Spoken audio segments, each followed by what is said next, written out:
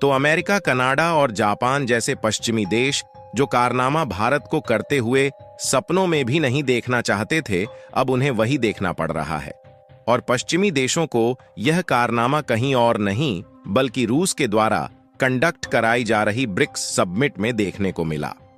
दरअसल पश्चिमी देश चाहते थे कि भारत और चीन कभी भी आपस में साथ न मिले, क्योंकि अगर एशिया के चीन और भारत दोनों एक साथ मिल गए तो फिर यह पश्चिमी देशों पर भारी पड़ सकते हैं। और पिछले 5 सालों से जिस तरीके से भारत और चीन के बीच विवाद बढ़ता जा रहा था, इससे किसी को उम्मीद नहीं थी कि भारत और चीन दोबारा से कभी आपस में हाथ मिलाएंगे। लेकिन पिछले दिन जिस तरीके से चीन और भारत ने 5 सालों बाद हाथ मिलाया, उसे दुनिया देख रही थी। और इससे अमेरिका और कनाडा के साथ साथ बाकी के भी पश्चिमी देशों को बहुत बड़ा झटका लगा है। और इस मीटिंग के दौरान भारत और चीन के बीच चल रहे सीमा विवाद LAC को भी लेकर बातचीत हुई, जिस पर कुछ दिन पहले एग्रीमेंट किया गया है। यानी भारत का आपसी देश में जो झगड़ा है वह तो समाप्त हो ही रहा है। साथ ही यह ऐसे समय हो रहा है जिस समय कनाडा के द्वारा भारत को फंसाने की कोशिश की जा रही है, और वह भी इसमें अमेरिका, ऑस्ट्रेलिया और UK जैसे देश भारत के खिलाफ एकजुट होकर कनाडा का साथ दे रहे हैं।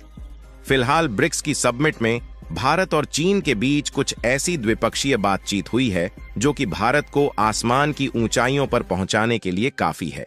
पूरी डेवलपमेंट क्या है इस वीडियो में समझते हैं, लेकिन आगे बढ़ने से पहले इस वीडियो को लाइक करके चैनल को सब्सक्राइब जरूर कर लीजिए,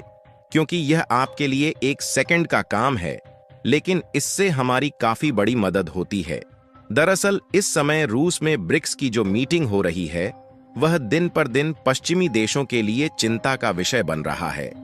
असल में देखा जाए तो ब्रिक्स की शुरुआत साल 2009 के समय में की गई थी। उस समय ब्राजील, रसिया, इंडिया, चीन और साउथ अफ्रीका ब्रिक्स के मेंबर थे, और इन्हीं देशों के नाम के पहले अक्षर पर ब्रिक्स का नाम रखा गया। उस समय ब्रिक्स केवल विकासशील देशों का समूह था और उनका मकसद था कि हम सबको मिलकर एक साथ आगे बढ़ना है।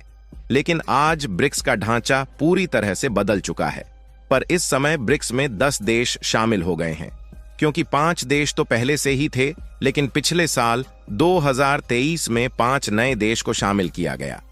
जिससे अब यह मजबूत संगठन बन गया है और इसे अब पश्चिमी देशों के खिलाफ एक संगठन के तौर पर देखा जा रहा है। और ब्रिक्स की पावर आज इतनी ज्यादा मजबूत हो गई है कि रूस में कंडक्ट की जा रही इस मीटिंग पर दुनिया की नजर टिकी हुई है। और साथ ही हैरानी वाली बात यह है कि इस समिट में शामिल होने के लिए कई ऐसे देश भी पहुंचे हैं जो कि ब्रिक्स के मेंबर नहीं हैं, यानी कि वह देश भी इसमें हमेशा के लिए शामिल होना चाहते हैं। और कुछ देश तो ऐसे भी है जो कि ऑलरेडी अमेरिका के द्वारा ऑर्गेनाइज किए जा रहे नाटो के मेंबर है, लेकिन उसके बावजूद भी वह ब्रिक्स में आना चाहते हैं। और यह बात पश्चिमी देशों की सरकार तो छोड़िए, आम जनता को किस तरीके से खटक रही है, इसका अंदाजा एक्स पर किए गए इस पोस्ट को देखकर लगा सकते हैं। ये एक बहुत ही फेमस ट्विटर अकाउंट है जो कहता है कि रूस के अंदर कितने बड़े बड़े नेता आए हुए हैं ब्रिक्स समिट में शामिल होने के लिए, जिसमें PM मोदी और शी जिनपिंग जैसे सबसे बड़ी जनसंख्या वाली देश के नेता पहुंच रहे हैं। और साथ ही 30 से अधिक देशों के प्रतिनिधि नेता इस समिट में पहुंचे हुए हैं। और आपको बता दें कि ब्रिक्स का यह समिट 21वीं सदी का सबसे बड़ा इवेंट बन चुका है। लेकिन पोस्ट में आगे लिखा कि हमारे नेता यानी कि वेस्टर्न कंट्रीज के नेता कहते हैं कि हमने रूस को आइसोलेट कर दिया है, यानी कि उन्हें पूरी तरीके से अलग कर दिया है और उनका साथ देने के लिए दुनिया में कोई भी नहीं है। लेकिन वाकई में सोचने वाली बात तो यह है कि हमने रूस को आइसोलेट कर दिया या फिर हम खुद ही आइसोलेट हो गए हैं दुनिया के सभी कंट्रीज से दुश्मनी लेकर। हमें तो सबसे ज्यादा खुशी इस आर्टिकल को देखकर हुई जिसमें भारत के खिलाफ हमेशा जहर उगलने वाला न्यूयॉर्क टाइम्स ने यह हेडलाइन बनाया कि Putin brings together economies he hopes will eclipse the West. यानी कि न्यूयॉर्क टाइम्स ने यह बात कह दिया कि रूस के प्रेसिडेंट पुतिन ने उन अर्थव्यवस्थाओं को लाकर एक साथ खड़ा कर दिया जो कि पश्चिमी देशों का प्रभुत्व खत्म कर सकते हैं। हालांकि इन सब की उम्मीद तो जरूर थी कि भारत, रूस और चीन मिलकर इस बार ब्रिक्स समिट में कुछ बड़ा जरूर करने वाले हैं। लेकिन इस बात को किसी ने भी नहीं सोचा था कि जिस तरीके से पिछले 5 सालों से पीएम मोदी और चीन के शी जिनपिंग आपस में नहीं मिले हैं और उनके बीच विवाद चल रहा है, ऐसे में यह दोनों देश इतने बड़े समिट में एक साथ बातचीत कर सकते हैं और एक दूसरे से हाथ मिला सकते हैं।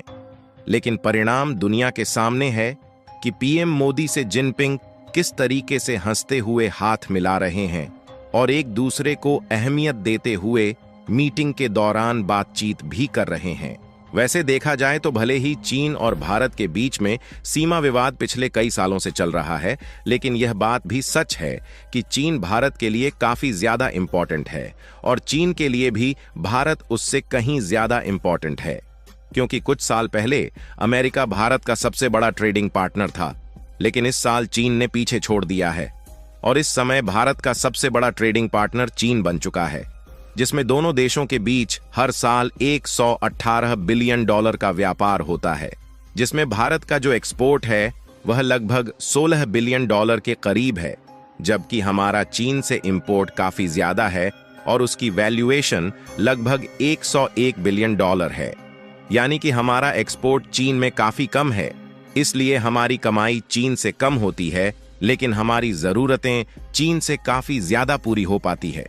इसलिए चीन से हम लोग हर साल 101 बिलियन डॉलर के सामानों को इंपोर्ट करते हैं। हालांकि भारत के एक्सपोर्टर अपने सामानों के निर्यात को चीन के लिए धीरे धीरे बढ़ा रहे हैं और इसमें पिछले साल 8.7% की ग्रोथ देखी गई और इंडियन कंपनीज जैसे जैसे प्रोडक्शन को बढ़ाती जाएगी और आत्मनिर्भरता की राह पर आगे बढ़ेगी, वैसे वैसे हमारा एक्सपोर्ट चीन में धीरे धीरे और भी ज्यादा बढ़ेगा और हर साल चीन से हमें जो 101 बिलियन डॉलर का सामान खरीदना पड़ता है, इसको धीरे धीरे कम करने की कोशिश कर रहे हैं ताकि हमारी निर्भरता कम हो पाए और ज्यादा से ज्यादा सामान हम खुद के लिए प्रोड्यूस कर पाए, एक्सपोर्ट करके कमाई भी करें। क्योंकि हम चीन को ज्यादातर कच्चा माल जैसे कि कपास और कृषि उत्पादन के साथ साथ फार्मास्यूटिकल्स यानी कि दवाइयां एक्सपोर्ट करते हैं और वहीं बदले में इलेक्ट्रॉनिक डिवाइसेस और मशीनरी कंपोनेंट के साथ साथ मोबाइल फोन और कंप्यूटर को हम लोग ज्यादातर चीन से खरीदते हैं, क्योंकि यह हमें सस्ते पड़ते हैं और दोनों देशों के बीच की दूरी बहुत ही कम है, इसलिए अलग से ट्रांसपोर्टेशन खर्च ना के बराबर लगता है। यानी कि हम दोनों देशों के बीच के व्यापार को संतुलित कर सकते हैं, लेकिन पूरी तरीके से खत्म नहीं कर सकते। इसीलिए भारत का चीन के साथ रिश्ता मजबूत होना काफी ज्यादा जरूरी है